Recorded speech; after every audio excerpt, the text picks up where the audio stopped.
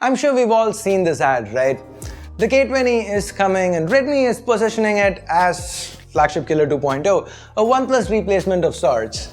In today's video, let's see what we know about the K20, based on the leaks, the rumors, official reveals and all that. And let's also use a little bit of common sense to figure out all we know about the K20. And guys, if you do end up liking what you see in this video, please don't forget to turn on notifications by hitting that bell icon. So, Ash here, you're watching C4 Retech, and let's get this video started. Now, one thing seems for certain. The K20 will come with a Snapdragon 855 chip. Otherwise, the entire OnePlus comparison seems stupid, right? You can even see it mentioned right here on the teaser image. Now, both Redmi India and China have confirmed the K20 name, and Lu Weibing, general manager of Redmi, says that the K here stands for killer performance. This is kinda in line with the leaked AnTuTu scores, which put the K20 somewhere around 450,000. Even the Mi 9 is at around 370,000. So maybe the K20 comes with some kind of liquid cooling, or maybe, just maybe, it even gets UFS 3.0. Now let's move away from internals for a second and look at the display. The K20 is supposed to be getting an AMOLED panel, a 6.39-inch AMOLED panel. Now, this getting an AMOLED panel also means, these days an AMOLED panel comes with in-display fingerprint scanners, and that seems to be the case with the K20 as well. As far as resolutions go, it's supposed to be Full HD+, because Xiaomi or Redmi, they generally don't tend to go with resolutions above Full HD.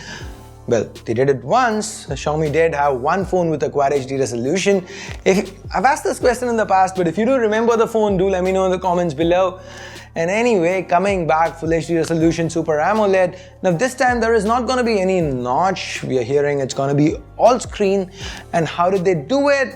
Well, like with most of the brands today, they seem to have gone with a motorized popup selfie camera. It seems to be a 32 megapixel camera. Now, there is a line of rumor that seems to indicate that this could only be for the higher end variant, the K20 Pro, that is the AMOLED panel and the in-display fingerprint scanner, with a lower end version, a K20 getting a LCD display and a rear fingerprint scanner. Also, the same leak points towards the camera being downgraded to a 20 megapixel selfie for the K20, and the K20 coming with a Snapdragon 730.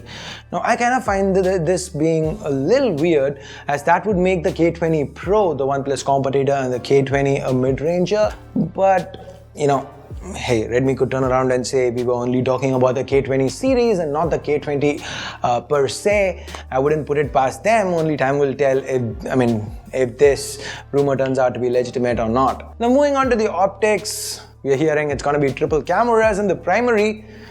Everybody's going to guess this right, because just like with every other brand out there, it's going to be that 48 megapixel Sony IMX586. By the way, how much money is Sony making off the sensor? Everyone seems to be using it, right? Now, this is supposed to be coupled with the f1.8 lens, just like with the Redmi Note 7 Pro. The secondary is supposed to be an 8 megapixel ultrawide, and then there's supposed to be a 16 megapixel telephoto. Now, the other specs include a 4000 milliamp hour battery, which kind of makes sense because Redmi, Xiaomi have kind of been prioritizing battery on their flagships, at least their budget flagships, like we've seen with the Poco F1, and QC 4.0 support that we've seen on the mid-ranges is, already. So that should also be there. So 27 watt fast charging support. But will that 27 watt charger be included in the box? We did see it included with the Mi 9, but the Black Shark 2 didn't have it. The Black Shark 2, that's a different brand, yes, but then will that be included? Your guess is as good as mine. The wireless charging leaks indicate that the K20 might come with a gradient glass back, yes, but given the budget nature of this phone, I don't see it having wireless charging despite the Mi 9 having it. As far as RAM storage goes, both the K20 and the K20 Pro are supposed to have 3, 664, 6128 and 8256, with the K20 Pro also supposed to be getting a 8128 variant. And as far as color variants go, we are supposed to be getting 3 again. Nebula Blue, Gamora Green. Oh, wrong brand. Carbon fiber black. Oh, okay. So carbon fiber black, glacier blue, flame red, Now, as far as pricing goes, the K20 is expected to come in at 20 to 24,000 rupees, and the K20 Pro is expected to come in at 24 to 28,000 rupees, making these some of the most expensive Redmi phones that we've seen till date. There is also a rumor that indicates the K20 Pro to launch as the Poco F2 in India, which would pit it against the OnePlus 7s and the Zenfone 6s in India. So which of these phones are you super excited for? Let me know in the comments below. And I guess that's pretty much it, pretty much everything we know about the K20 and the K20 Pro.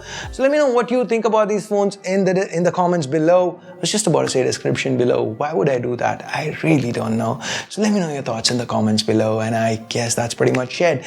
Thumbs up, thumbs down based on whatever you felt about this video. Subscribe, turn on notifications if you haven't done that yet. And here are a couple of videos for you to check out, and also a link to our other channel, FTJ. Do check them out if you haven't yet. Maybe, just maybe you'd like that. And thanks a lot for watching. Till next time, my name's Ash. You've been watching Z4 Retech, and I'm signing off for now. You guys have a great day. Bye-bye.